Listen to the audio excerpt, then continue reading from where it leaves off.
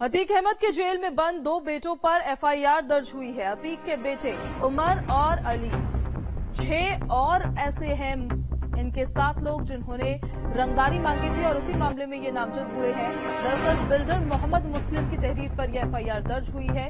धूमनगंज में पैतृक जमीन न देने पर पीटने का आरोप इन पर लग रहा है। मारपीट कर जमीन को देने का इन्होंने दबाव बनाया था, साथ ही रंगदारी भी मांगी थी और इसी मामले पर अब इन लोगों पर एफआईआर दर्ज हुई है। अतीक अहमद के जेल में ये दोनों बेटे बंद हैं और इन पर अब एफआईआर दर्ज हुई है। अतीक के बेटे उमर और अली समेत 6 रंगदारी मांगने के मामले में नामजद हुए हैं।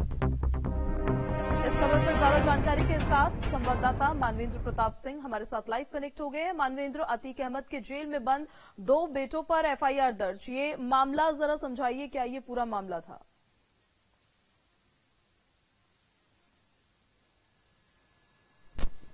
जी देखिए, अभी कुछ दिन पहले असद का एक ऑडियो सामने आया था जिसमें वो एक बिल्डर मोहम्मद मुस्लिम को धमकाता हुआ नजर आ रहा था।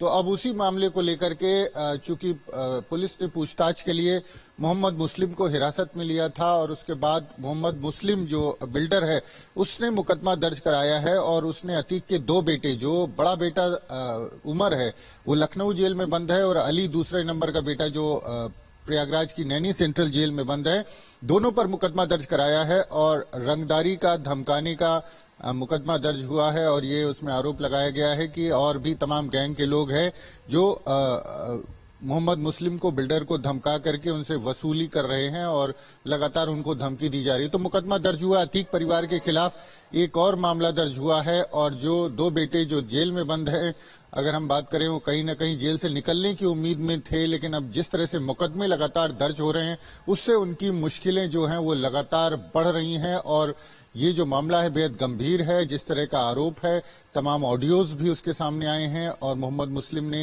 ये कहा है कि एक जमाने से अतीक अहमद और अतीक अहमद का परिवार उनको डरा धमका करके उनसे रंगदारी वसूल रहा था। रंगदारी मांगी थी और दबाव बनाया था जमीन देने को लेकर।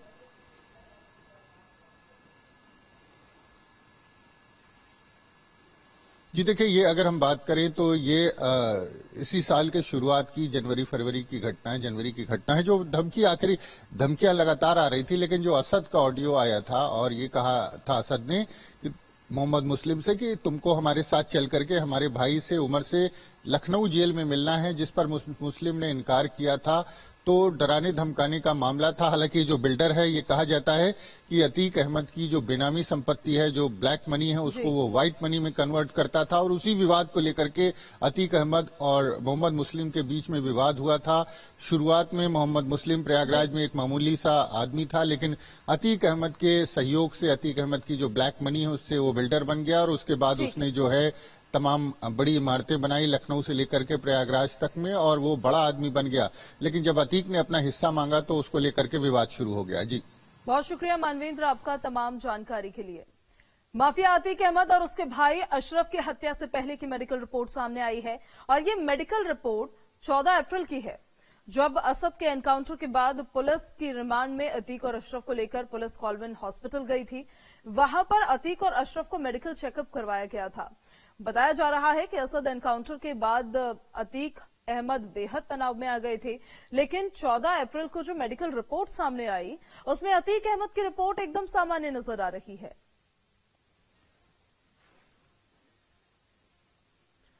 वहीं उमेश पाल हत्याकांड के मामले में फरार आरोपी शाइस्ता परवीन की तलाश लगातार जारी है। शाइस्ता पर 50,000 का इनाम घोषित है और जांच एजेंसियां शाइस्ता की तलाश में जगह जगह दबिश दे रही है। पुलिस ने शाइस्ता की फरारी में मदद करने वाले 7 वकीलों और 20 अन्य मददगारों को चिन्हित किया है। मददगार शाइस्ता को आर्थिक तौर पर मदद कर रहे हैं। शाइस्ता को गिरफ्तार करने के लिए एसटीएफ और प्रयागराज पुलिस लगातार छापेमारी कर रही है। तो वहीं संरक्षण देने वालों में मेरठ निवासी आयशा नूरी, मोहम्मद अनस और आसिफ उर्फ मल्ली शामिल हैं।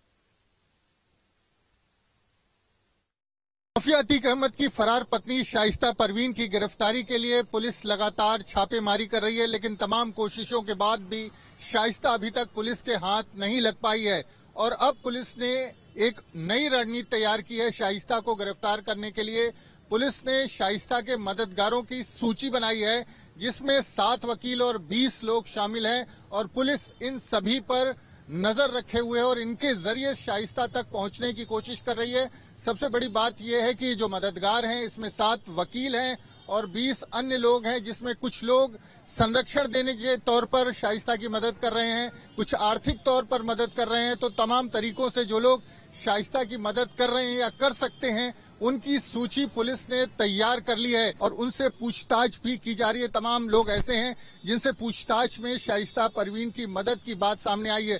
तो पुलिस ने एक बड़ी रणनीति तैयार की है ताकि शाइस्ता परवीन को गिरफ्तार किया जा सके और अगर कोई मददगार के तौर पर चिन्हित होता है और उसके खिलाफ सबूत मिलते हैं तो पुलिस ने उसके खिलाफ मुकदमा लिख करके कार्रवाई की भी बात कही है। इन लोगों को इस पूरे मामले में मददगार के तौर पर चिन्हित कर मुकदमा लिखा जाएगा और बाकायदा उनको जेल भेजा जाएगा, क्योंकि शाइस्ता परवीन जिस तरह से उमेश पाल हत्याकांड में फरार हैं और शुरुआत में ही पुलिस के आला अधिकारियों ने चेतावनी दी थी कि इस मामले के आरोपियों को अगर कोई किसी भी तरह से मदद करेगा, संरक्षण देगा तो उसके खिलाफ भी उसी तरह की कार्रवाई देखने को मिलेगी। तो ऐसे लोगों के खिलाफ लगातार कार्रवाई भी जारी है। अब देखना ये होगा कि इन मददगारों को चिन्हित करने के बाद भी क्या शाइस्ता परवीन पुलिस की पकड़ में आती है। प्रयागराज से